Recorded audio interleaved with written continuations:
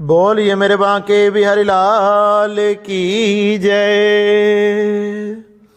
मैं विशाल शर्मा आप सभी के सामने आप सभी को श्री पाप मोचनी एकादशी की हार्दिक शुभकामनाएं।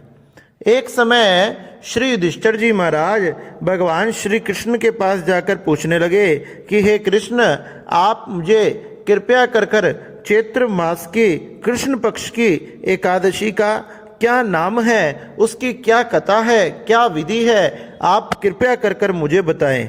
भगवान श्री कृष्ण कहने लगे कि हे राजेंद्र, चैत्र मास के कृष्ण पक्ष की एकादशी का नाम पाप मोचनी एकादशी है। यह जीवन के समस्त पापों को नष्ट करने वाली, जन्म जन्मांतर के पापों को नष्ट करने वाली तथा समस्त सुखों को देते हुए बैकुंठ धाम की प्राप्ति को कराने वाली है। इस एकादशी के प्रभाव से बड़े पाप जलकर भस्म हो जाते हैं तथा भगवान के भगवत कृपा की प्राप्ति होती है। इसलिए प्राय सभी मनुष्यों ने इस व्रत को जरूर धारण करना चाहिए। श्री युधिष्ठिर जी महाराज कहने लगे कि हे भगवान कृष्ण, आप कृपया कर मुझे ये बताएं कि क्या किसी ने इस व्रत को धारण किया था तथा इसकी क्या कथा है। भगवान श्री कृष्ण कहने लगे कि हे राजन, ये एकादशी पापों को तो नष्ट करने वाली है ही, साथ में विशेष कर पिशाच योनि से मुक्ति कराने वाली है। इसी से संबंधित मैं तुम्हें एक कथा सुनाते हूँ, आप ध्यान से सुनो। प्राचीन समय में बसंत ऋतु में कुबेर का चैत्ररथ नाम का वन फूलों से सुशोभित था। वह वन बड़ा ही सुंदर था। वहां अनेक प्रकार के पुष्प, अनेक प्रकार के वृक्ष आदि थे। अनेक प्रकार के जीव जंतु पक्षी आदि वहां विचरण करते थे। और तो और वहां पर गंधर्वों की कन्या किन्नरों के साथ विहार करती थी। इंद्र आदि देवता भी वहां क्रीड़ा करते थे। वहां शीतल मंद सुगंध 3 प्रकार की सुगंधित हवाएं चला करती थी। और तो और उस वन में एक तरफ मुनि साधु संत आदि भगवान की तपस्या भी किया करते थे। एक समय की बात है, वहां मेधावी मुनि भी निवास करते थे और भगवान की तपस्या में लीन थे। वहीं पर अप्सराओं ने वहां क्रीड़ा करने के लिए जब उस वन में आई, और उन अप्सराओं में से एक मंजू घोषा नाम की अप्सरा थी। जब वह वन में इधर उधर विचरण करने लगी और विचरण करते हुए उसकी दृष्टि मेधावी ऋषि के ऊपर गई, जो अत्यंत सुंदर थे और उनके शरीर से कांतिमान तेज निकल रहा था। और इस प्रकार से सुंदर मुनि को देखकर वह अप्सरा मोहित हो गई। उसका मन चलायमान हो गया और मुनि की तरफ दौड़ने लगा। उसने भी कामदेव की समस्त सेना के साथ मुनि के सामने उपस्थित हो गई और अपनी धीमी धीमी आवाज से, मंद स्वर से सुंदर गीतों को गाने लगी। अपने पैरों की पाजेबों से, नुपुरों से धीरे धीरे स्वरों को निकालने लगी तथा उसकी चूड़ी कर्दनी नुपुरों की जनकार से चारों तरफ वन गूंजने लगा। हाव भाव सहित गाती हुई अप्सरा को देखकर मुनि के कानों में भी शब्द जाने लगे। मुनि ने धीरे धीरे अपने नेत्रों को खोला और क्या देखा, उनके सामने बहुत सुंदर अप्सरा नृत्य कर रही थी। जैसे ही मुनि ने अपने नेत्र खोलकर देखे, वह अप्सरा मुनि के सामने आकर बैठ गई और मुनि ने भी उन्हें स्वीकार कर लिया। इस प्रकार से उन महात्मा को तथा मंजू घोषा नाम की अप्सरा को साथ में समय व्यतीत करते हुए दिन रात सुबह शाम का भी ध्यान नहीं रहा।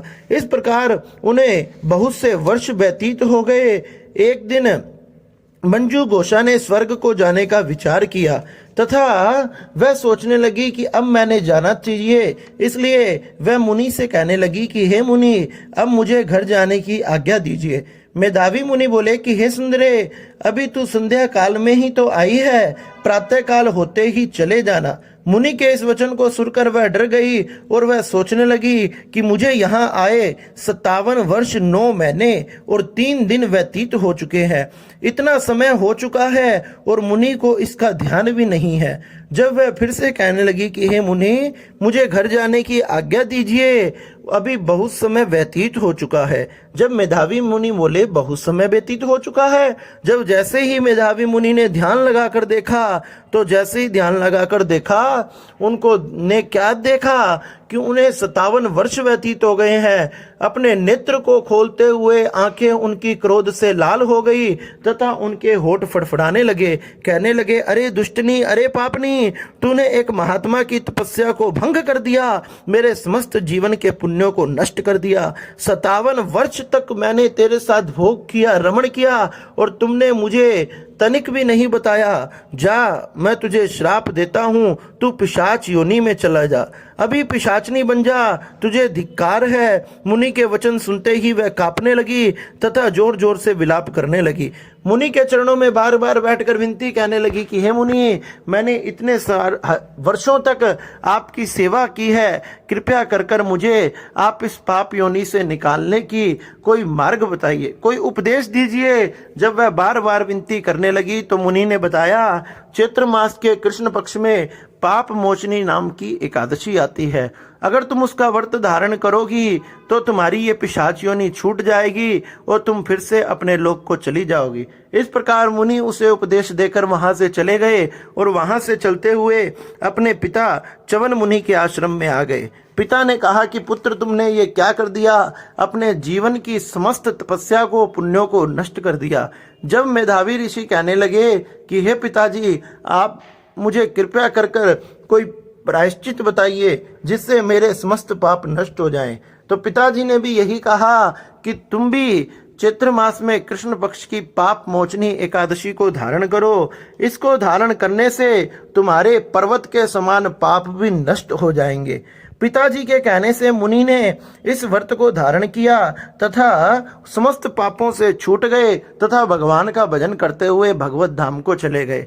मंजू घोषा नाम की अप्सरा ने भी इस व्रत को धारण किया, भगवान का पूजन किया, भगवान का कीर्तन जागरण करते हुए एकादशी का दिन व्यतीत किया, तो वह भी अपनी पिशाचनी योनि से मुक्त हो गई तथा दिव्य रूप को धारण कर कर सुंदर अप्सरा बनकर स्वर्ग को चली गई। इस प्रकार से हे युधिष्ठिर जी महाराज, जो इस दिव्य व्रत को करता है, भगवान का भजन कीर्तन आदि करता है, एकादशी को जागरण करता है, उसके जन्म जन्मांतर के पाप नष्ट हो जाते हैं तथा उसे भी वैकुंठ की भगवत कृपा की, भगवत धाम की प्राप्ति होती है। इसलिए प्राय सभी मनुष्यों ने इस व्रत को अवश्य धारण करना चाहिए। बोलिए नारायण भगवान की जय।